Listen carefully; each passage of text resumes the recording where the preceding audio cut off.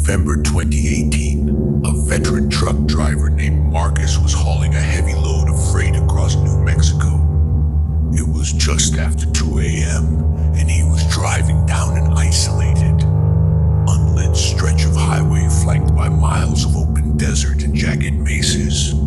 The only illumination came from his truck's heavy high beams cutting through the dust. Marcus, listening to late-night radio, spotted a shape on the road. Thinking it was a deer, he slowed as it stepped into the lane. Braking hard, he saw a wolf-like creature with unnaturally long hind legs, arched smile, and patchy fur exposing sickly skin. The most disturbing detail was the creature's movement. It paced upright on hind legs before the truck's grill with an erratic, limping gait, like a human mimicking an animal.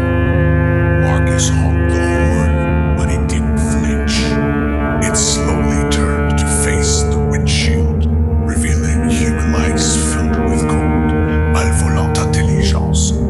Terrified, Marcus locked the doors, swerved left, and floored the semi-truck to 60 miles per hour, but the creature dropped to all fours and kept pace beside the window, bounding unnaturally. It mimicked the truck's horn, then repeated in a flat, mechanical voice, "Stop the truck, pull over." Over and over. Marcus refused to look back, flooring the heavy truck down the sloping highway.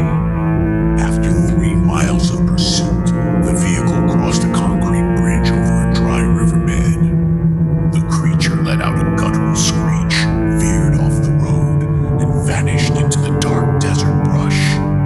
Marcus drove 60 miles to a well-lit truck stop.